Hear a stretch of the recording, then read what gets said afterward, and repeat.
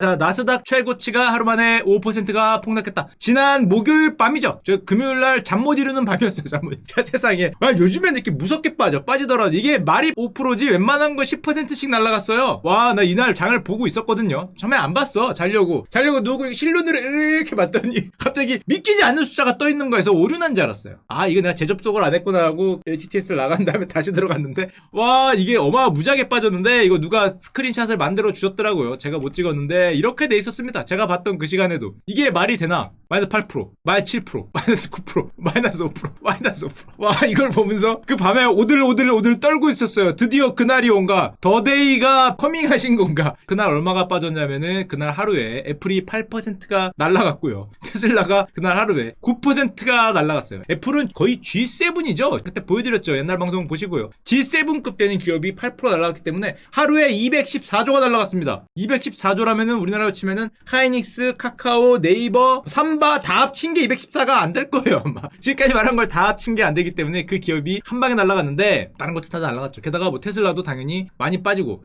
사실은 조금 떨었어요. 그 다음 날에 보니까 그 다음 날에도 이렇게 이제 금요일 밤이죠. 바들바들 떨면서 보고 있었는데 와, 장중에 여러분들 안 보시길 잘해요. 심장 약한 분은 보기 힘든데 여기까지 가더라. 여기까지. 나 이거 보면서 드디어 왔구나. 내 인생 여기까지인가를 잠깐 생각했습니다. 여기까지 왔을 때. 와, 여기까지 왔을 때 제 심장 맥박이 이렇게 뛰고 이렇게. 야, 여기에 왔을 때 정말 많은 생각이 스치고 지나갔습니다. 내 주식은 여기까지지만 슈카월드가 흥하는 건가 막 이런 생각과 함께 지금 그게 문제냐, 여기 지금 마이너스가 얼만데 막 이런 생각이 온갖 생각이 스치고 지나갔는데 오, 그래도 나름 들어 올리더라고요. 야, 큰일 날 뻔했어요. 쭉 들어 올려서 그래도 여기서 끝났습니다. 여기 있을 때는 진짜 장난 아니었어요. 여러분이 이렇게 된 차트를 보고 있다고 생각을 해보면 정말 어마무지하게 빠졌다는 걸 알 수 있는데 이게 뉴스가 냈었습니다. 그 다음날 토요일이죠. 여러분들도 다 보셨을 거예요. 이게 말이 되나 싶었는데 나스닥을 급등시킨 반바지로 급등과 급락을 만든 고래, 이게 고래라는 게 회일이죠. 미국에서는 보통 고래라는 표현을 많이 쓰는데 시장을 막 흔드는 어떤 세력을 고래라는 표현을 많이 써요. 손정희 회장이었다. 잠깐만, 이게 뭐야, 음모론이요? 이게 뭐 어떻게 개인이 흔들어? 뭔가 봤더니 지난달에 나스닥 기업 콜옵션을 4억 달러, 우리 돈으로 4조 5천억을 베팅했다. 콜옵션을 살 수도 있지. 근데 뭘 콜옵션을 사들였는데 콜옵션을 판 사람들, 매도자들이 콜옵션이라는 걸 레버리지가 있잖아요. 그래서 얼마를 주식을 더 샀어야 했냐면은 이 판 사람들이 해지를 하기 위해서 60조를 더 사야 됐다. 그러니까 한마디로 손정희 형이 콜옵션을 4조 5천억 정도를 긁음으로써 시장에는 주식 60조 원을 사들인 것과 동일한 효과가 있었다는 거죠. 이게 잠깐만, 그 날짜가 언제냐면은 7월에서 8월 언저리라니까 이 근처 어디에서 산 거죠? 4조 5천억짜리를. 야, 450만 원도 아니고 4,500도 아니고 4조 5천억을 여기서 긁었다는 거잖아. 시장을 한마디로. 그러니까 깜짝 놀라서 여기서 매도 포지션을 가졌던 사람들이 어머나 세상에 하고 긁어서 이게 올라갔다 지금 그런 얘기하는 거예요. 이게 뭐 잡주도 아니고 미국 나스닥이잖아. 세계에서 제일 큰 주식. 저거를 어머나 깜짝이야 해서 가격이 한 달 사이에 10%가 올라갔고 그 다음에 그러면은 어떻게 됐나 봤더니 이게 왜 그런 뉴스가 나왔냐면은 파이낸셜 타임스에 나온 얘기거든요. 매수한 콜옵션에 노출된 기술주들이 뭐 아마존, 마이크로소프트, 넷플릭스, 테슬라, 까마들 대형 IT 종목이라는 건데 자, 그러면은 설마 이 형이 지금까지 제가 지난번에 만들었던 G7 애플 킹왕짱이에요, 10% 미쳤나 봐요라고 그 상황을 만드는 고래라고. 게다가 제가 듣기에 따르면 이런 소식통의 뉴스가 나오고 있어요. 소프트뱅크가 해당 기술주들의 단기 랠리에 수익을 내고 팔았다. 설마, 잠깐만. 아까 이건데 여기서 4조 산 다음에 올라가서 여기서 팔아서 이게 빠졌다고? 바이와 셀이라는 거죠. 한마디로 형이 사서 오르고 형이 팔아서 빠졌다는 그런 음모론 비슷한 걸 얘기하고 있는 거잖아요. 근데 그 음모론을 얘기한 게 월스트리트 저널이라는 게 문제죠. 파이낸셜 타임즈와 월스트리트 저널이 이제 그런 얘기를 하고 있다는 게 문제. 한마디로 여기서 니들은 놀아놨다는 거죠. 형이 올리니까 어이쿠나 하고 들어갔다가 형이 빠지니까 심장이 두근두근 하면서 보고 있었다는 지금 그 얘기를 하는 거잖아요. 그래서 딱 여기까지 빠졌다. 콜옵션 가격이 거기니까 음모론입니다. 음모론. 이게 무슨, 이게 한마디로 글로벌 세력이었다는 거죠. 여러분들이 흔히 얘기하는 뭐 있잖아요. 여기서 뭐 손잡고 가격을 올린 다음에 위에서 팔아서 우리 전문 용어로 뭐 설거지 한다는 뭐 이런 거 써서 여기까지 내리는 그거를 손정희 형이 무려 나스닥을 가지고 했다는 거잖아요. 4조 5천억짜리로 레버리지 10배짜리. 한마디로 50조예요, 50조. 50조짜리 섰다 했다는 거죠.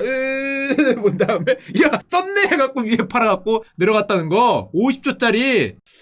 야, 진짜 믿기지 않는 현실입니다. 이걸 그랬다고, 와, 진짜 간이 큰 걸 떠나서, 아니, 그래도 이걸 그럼 어떡해. 제가 이걸 들었을 때 떠오르는 사람이 한 명 있었어요. 들어보셨지 모르겠는데, 제가 현직에 있었을 때 런던 고래라고 있었어요. 런던 고래. 유명한 사건입니다. 런던 고래가 뭐냐면은, JP 모건에서 자산을 움직이는 사람인데, 이 사람이 런던에 있었어요. 얼마나 자산을 크게 움직여서 별명이 런던 고래였어요. 2012년에요. 일단 이 사람이 뭐하는 사람이냐면 익실이라는 사람인데 원래 은행이죠. JP모건에서 리스크 관리, 한마디로 반대 포지션을 잡아서 포지션을 중화시키는 역할을 하는 건데 JP모건이 너무 크니까 이 사람이 움직이는 규모가 점점 커졌어요. 얼마나 커졌냐면 나중에는 뭐 몇백 조가 됩니다. 몇백 조가 돼서 얘가 움직이면 시장이 움직인다 해서 별명이 런던 고래였어요. 이 사람이 딜을 하나 합니다. 굉장히 유명한 딜을 하나 하는데 시장이 망한다, 시장은 안 망한다, 이거에 1조를 걸었어요. 당시에 1조짜리 찍기 베팅을 한 거죠. 익실은 홀이라 그랬고 시장은 짝이라 그랬어요. 그래서 마지막까지 짝으로 가는 줄 알았는데 막판에 뭐 하나가 파산해요. 어려운 건 필요 없어요. CDS 거래라는 걸 하는데 홀짝에 베팅을 했는데 짝짝짝짝짝 가다가 마지막 그 순간에 한 달도 남지 않은 홀 가면서 돈을 많이 벌어요. 익실이 먹었어요. 여기서 먹으면서 이 사람 별명이 런던 고래가 돼요. 시장을 좌지우지한다고. 이때 런던 거래, 뭐 다른 말로는 뭐 케이브맨, 뭐 한 사람인지 모르겠는데 워낙 크게 움직이니까 동굴 사람이라는 거죠. 뭐 케이브맨, 뭐 위도우 메이커, 페인트, 하여튼 별소리가 다 나왔어요. 막 그러고 돈도 엄청 많이 벌었습니다. 굉장히 많이 벌었는데 문제는 한 번 했으면 됐는데 여러 번 해요. 이번에는 뭘 하냐면 반대 베팅을 합니다. 경기 회복 베팅을 해요. CDS로 마찬가지로. 대규모 베팅을 하는데 지금 투자 포지션이 얼마야? 350조죠. 대충 400조. 이 중에서 일부러 했겠지. 일부러 했는데 워낙에 대규모로 베팅해서 결론적으로 그래도 먹었으면은 전설로 남는 건데 문제는 줬대? 이거죠. 이탈리아는 구제 금융으로도 안 될 것 같아요. 뭐 이런 거 나오는 거잖아요. 이런 거 나오면서 전 세계의 기업들이 하고 빠지니까 뭐 런던 고래고 나발이고 지금 기업들이 지금 뭐 피그스 하면서 기업이 아니죠. 나라가 무너지게 생겼는데 뭐 고래고 나발이고 여기는 티라노사우루스도 안 되는 겁니다. 저거 맞고 갑니다. 가서 어떻게 되냐면은 2008년 이래 단일은행 최대 손실이 나는데요. 지금 6조 원이라 그래요. 6조 원. 아직도 이게 공식적으로는 잘 몰라요. 왜냐면 가렸기 때문에. 공식 발표는 2조라 그러는데 그거 안 믿죠. 벌금만 1조 나왔어요. 포지션까지 다 치면은 시장에서는 6조 원 이상이 날라갔다 그럽니다. 저 한 방에. 고래 잡혔죠. 고래 잡으면 아파요. 특히 좀 큰 다음에 잡으면 아프기 때문에 좀 작을 때를 만들지. 좀 어렸을 때 잡아야지. 조금 나이 들어서 잡으면 아우 장난 아닙니다. 하지만 이분은 수사에 협조해서 기소를 면했어요. 참 인생은 알 수 없는 거예요. 저게 저랬다가 물론 다른 사람들이 기소되고 막 그랬는데 결론적으로는 거의 아마 아무도 처벌 안 받고 JP모건이 손실을 떠안 데서 끝났을 겁니다. 물론 JP모건은 벌금을 냈죠. 1조 원짜리 벌금을 냈는데 뭐 워낙에 돈을 잘 버는 회사니까 저거에 영향을 받아서 나온 법률이 있는데 그게 여러분들이 굉장히 익숙한 볼코리라는 거예요. 런던 고래 같은 커다란 어떤 그룹, 돈을 많이 들은 어떤 금융기관들이 여기서 350조가 자기 돈 아니죠. 자기 돈 아닌 걸로 시장을 흔드는 거를 막고자 만든 게 볼코리.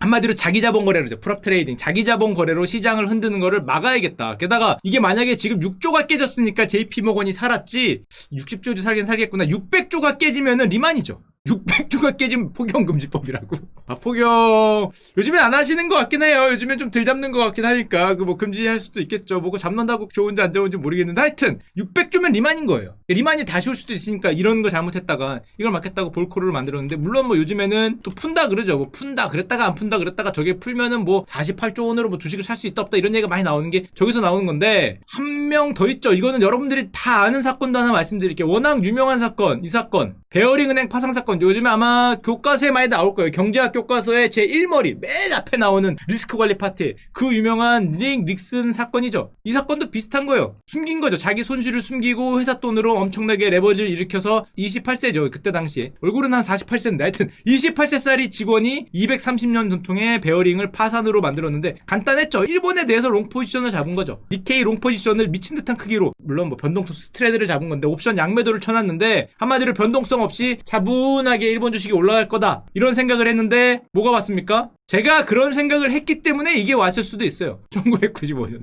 고베 대지진. 안 될 사람 안 되는 거예요. 거의 1940년대 이렇게 한마디로 50년 내 최대 지진이 났어요. 네가 베팅했기 때문에. 베팅 안 했으면 이거 안 왔을 수도 있었어. 안 왔을 수도 있어요. 저 사람이 저런 베팅을 하니까 일본에 고베 대지진이 나요. 와 진짜 뒤로 넘어져도 뭐가 깨지는 거예요. 이게 웃으면서 얘기하면 안 되는 게 이게 1949년 이래 최고의 대지진이었죠. 진도 7이 넘어갔다 그러고 사망자만 6,300명이었어요. 유명하잖아. 고가 도로가 옆으로 넘어간 거. 여기에 지금 뭐 옵션 양매도 포지션을 들고 있었으니까 뭐 작살났죠. 정말 작살을 넘었죠. 그 당시에 니케이를 보여드리자면 뭐 여긴데 완전히 작살이 났기 때문에 은행이 망했어요. 결론적으로 얘기하면은 손실을 은폐해서 자기가 돈 많이 버는 스타 매니저처럼 굴다가 뭔가 들통날 것 같으니까 승부수를 던졌는데 패망했죠. 패망했어요. 당시 얼마 날라갔냐면 1995년에 1.5조거든요. 이게 별로 안 돼 보이지만은 25년 전이라고 생각하셔야 되고 베어링 은행의 크기를 생각해야 돼요. 200년대 은행이 파산했어요. 1파운드에 팔렸어요. 한마디로 한마디로 그대로 은행이 망했습니다. 이 사람이 아까 그 사람이거든요. 익실이라는 그 마귀한 사람인데 뭘 잘했는지 모르겠지만은 그 영화로도 나왔습니다. 갬블이라고. 마지막에 망했겠죠. 안 봐도 망했는데 아예 뭘 잘했다고 저걸 내는지는 모르겠어요. 지금 뭐 강의하고 다니고 그러겠죠. 뭐 벌었어야 책을 내는 거지. 하여튼 그때 저걸 보면서 제가 그런 생각을 했어요. 제가 정말 잘은 아닌데 저보다 2년 선배가 3년 선배분이 계셨어요. 시장에 정말 유명한 분이었어요. 큰 손으로. 정말 큰 손으로 유명하고 그분이 시장을 움직이면은 뭐 시장이 흔들릴 정도로 주식시장은 아니고 그런 분이었는데 그분이 저한테 한 말 있어요. 유명해지고 싶냐? 돈 많이 벌고 싶냐? 그러길래 술 먹다가 어떻게 하면 뭐래요? 그랬더니 이렇게 하면 된대요. 예를 들면 네가 플러스 10, 마이너스 5, 플러스 10 옛날에 얘기했죠. 마이너스 5 이렇게 벌면은 평생 안 돼. 형 어떻게 해야 돼요? 플러스 100, 마이너스 200, 플러스 200, 마이너스 300. 자 이렇게 되면은 스타가 될 수 있다 이런 얘기를 했어요. 야 이게 뭐야 이게 더하면은 둘 다 0인 건 비슷한데 이렇게 가면은 시장에 이름을 날릴 수 있다 뭐 이런 술을 먹고 이런 소리를 하시길래 형 많이 취했구나 그랬더니 그런 거 같아 그렇게 말씀하시더라고요. 하여튼 뭐 그렇게 되는 거죠. 뭐 고래가 되면은 요즘에 좀 책 쓰고 그럽니다. 책 쓰고 뭐 영화 만들고 뭐 이게 뭐 잘했다고 지금 뭐 강의도 다니고 그래요. 이거 아까 전에 날린 분이죠. 이 트레이딩 이즈 이지 뭐 이지긴 뭐가 이지야. 뭐 하여튼 뭐 그렇다고 합니다. 근데 손정희 형이 나스닥을 가지고 그걸 했다는 거잖아요. 샀다 팔았다 하면서 나스닥에 고래로 들어갔다. 위험한 베팅. 일탈. 야, 이게 불안불안한 거죠. 정말로 만약에 그랬다면은 아니었을 것 같긴 한데 지금 단지 뉴스에 불과하니까 이거는 뭐 나스닥 고래인 거죠. 나스닥 고래. 뭐 10배 레버리지니까 4조 5천억 콜옵션 사서 50조로 나스닥을 다 다친다. 와, 재미는 있겠다. 재미는 있을 것 같은데 이게 야, 그러면 안 돼요.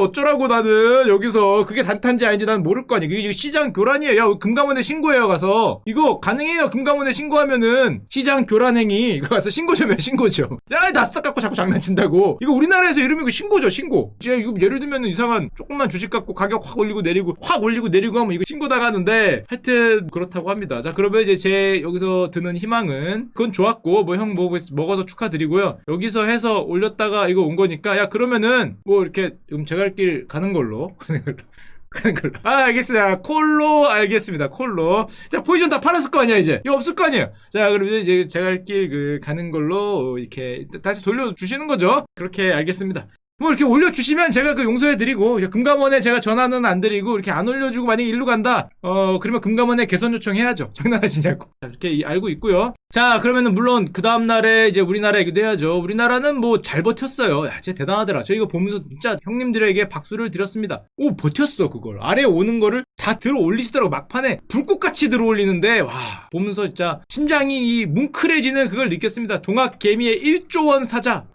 이거 보셨죠 여러분? 장 끝나기 전에 1시부터 시작해서 노도와 같이 들어 올리는데 와 진짜 가슴이 뭉클해졌다. 그거 보고 있으면서 외국인 기관 으악 하고 있는데 갑자기 아래에서 딱 받아갖고 3대 내가 얼만데 이러면서 그거를 들고 올리는데 야 해내시더라고요. 그거를 다 들어 올렸어요. 1조 원 사자. 어제 이거 되도 않는 걸로 1조 팔고 있어. 그 되도 않는 거 나스닥 고래란 둥 이러면서 그거를 들고 이 올리는데 정말 대단했습니다. 정말 거의 뭐 1조 원짜리 스쿼트를 하는 거니까 정말 놀랍지 않나 생각을 했고 이 외국인들이 요즘에도 계속 팔고 있거든요. 아시는 분 아시겠지만 한 달에 지금 2조 8천억을 팔았어요. 이게 조금 덜 파나 싶었는데 올해 들어서는 여기 보시면은 매달입니다. 달 외국인 매매 동향인데 1월 달만 빼면은 매도 7월 달에 하더니 매도 다 이렇게 팔고 있거든요.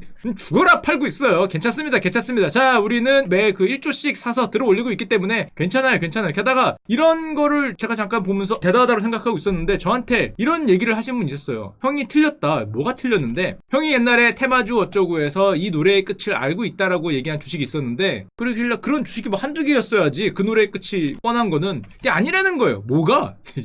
신풍제약 얘기를 하시더라고요. 그래서 신풍제약이 왜 여기는 왜 이번엔 에이즈라도 발견했냐? 뭐가 나는 코로나 어쩌고 이때 아니라는 거예요. 이게 왜 그랬더니 외국인이 사서 올렸다. 외국인이 그걸 왜 코로나 뭐 또 왔나? 뭐 코로나 이거잖아요. 뭐 감염증 치료제 피라믹스 그 관련 테마주가 신풍 아니요? 그랬더니 이젠 그게 아니래. 그럼 뭔데? 신풍제약이 여러분들이 하도 많이 들어 올려서 등치가 이만해졌어요. 이게 등치가 이만해지면 어떤 일이 벌어지냐면은 ETF 지수에 포함이 됩니다. 이거 이해를 좀 못하실 수 있는데 예를 들면 외국에 있는 모건 스탠리 캐피털이라는 데가 있는데 여기서 그 나라별 지수를 만들어요. 보통 굉장히 규모가 큰 사이즈가 있는 기업들만 갖고 와서 지수를 만드는데 여러분들이 하도 들어올렸더니 신풍제약이 한 4조까지 올라갔거든요, 시가총액이. 그러다 보니까 MSCI 지수가 얘를 포함한다는 거죠. 그러니까 한마디로 코스피 100을 만드는데 신풍제약을 하도 사서 4조가 되니까 예를 들면은 요 100 안에 들어갔다는 거예요. 근데 문제는 코스피 100 안에 이게 들어가면은 예를 들면 코스피 100을 추종하는 ETF 같은 거 있잖아요. 그럼 사야 되거든요. 들어왔기 때문에.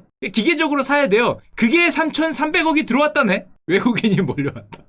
형들 낚인 것 같은, 아니, 무슨 소리야. 하여튼 형들 낚인 것 같은데라고 저는 생각을 하는데, 너무 커지니까 거기에 포함이 돼서 외국인들이 지수가, MSCI 지수가 포함이 되면서 여기서 들어와서 이걸 올렸다. 야, 아무리 그렇다 그래도 이걸 다시 갖다 놨네? 그래요. 뭐 하여튼 그렇긴 한데, 그래서 그러면서 저를 뭐라 그러더라고요. 이때 뭐 형만 아니었으면 뭐 어쩌고 그러길래 죄송하다 그랬습니다. 죄송하다. 왜 너 어떻게 알아? 이거 뭐 검은 머리 외국인지 누군지 모르겠지만 이거 들어와서 올릴지를 이걸 어떻게 알겠어요? 하여튼 뭐 그렇다고 합니다. 참고로 MSCI 지수는 사실 떡밥이 많이 나와요. 8월에도 하고 뭐 2월에도 하고 뭐 올해도 하고 자주 종목을 넣는데 한 번 들어가면은 꽤 크게 들어오긴 하죠. 뭐 예를 들면 이런 거죠. MSCI 리뷰에서 신풍제약이 너무 커지니까 한국 지수에 편입이 돼서 외국인들 매수가 들어왔다. 시젠, 알테오젠, 뭐 신풍제약. 새로 들어왔다는 거죠. 시젠과 알테오젠도 들어갔네. 하여튼 뭐 이런 데가 들어갔다는 겁니다.